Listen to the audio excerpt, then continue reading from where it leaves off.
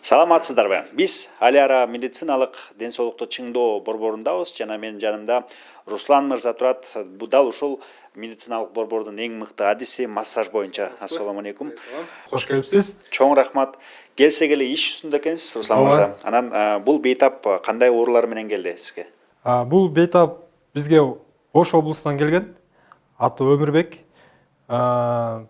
Бул бейтаптын бул жакта защемлениясы менен остеохондроз хронический жана седалищный нерв оорусу менен и буттун кыскалыгы менен. Буттун кыскалыгы дейсизби? Бир буту узун, бир буту кыска болуп калган демек. Бир буту кыска, бир буту узун болуп калган. Сиз профессионалдуу адис катары бул массаждын кайсыл түрү менен алектенесиз? Мен лечебно-оздоровительный, бул китайский методика. Ошо менен 3 жылдын ичинде алектенип иштеп келем. Элге жардам берип. 3 жыл. 3 жылдык стаж массажистердин арасында бул профессионалга кирип калабы, же болбосо окуучу, же жаңы баштап аткан, же? Бул массажистердин арасында өтө көп жыл болуп эсептелбейт. Бул орто жыл болуп эсептелет. Бирок мен Кытай мастер массаждан үйрөнүп, ошону дальше уланып кеткем.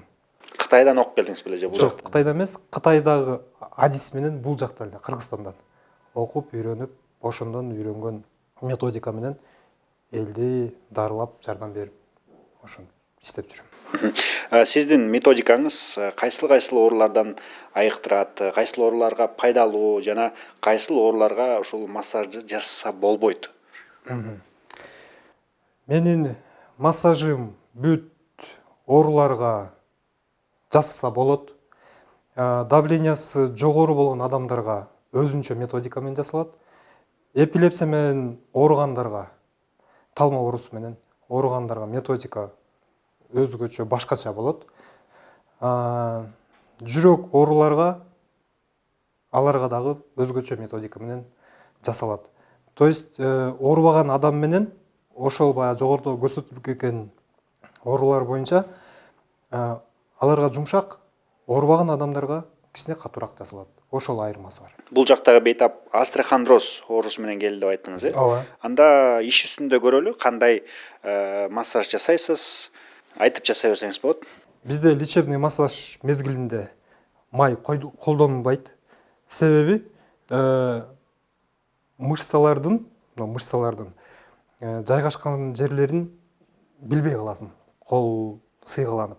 Ошон үчүн май колдонулбайт. Шешеттин үстүндө жасалат.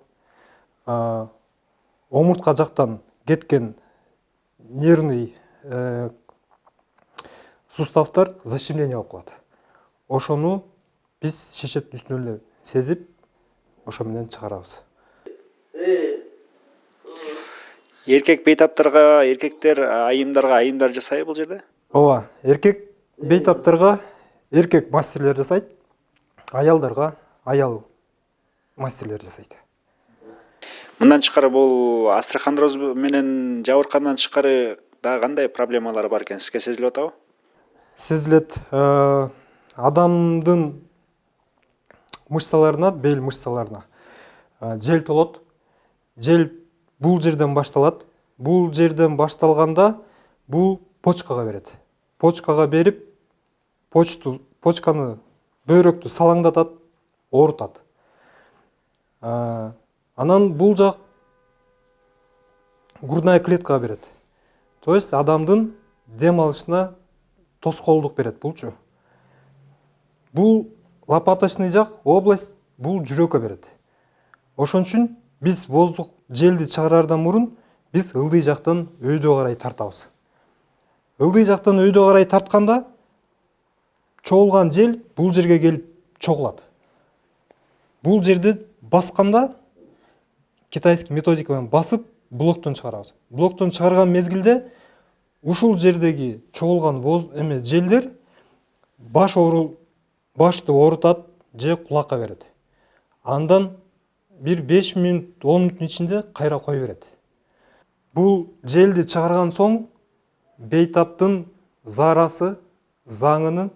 заңы өңү өзгөрөт жана жел чыгаруусу бат бат болуп турат.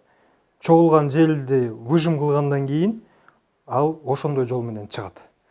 Жана бул седалищный нерв. Седалищный нерв спазм бар бул жерде.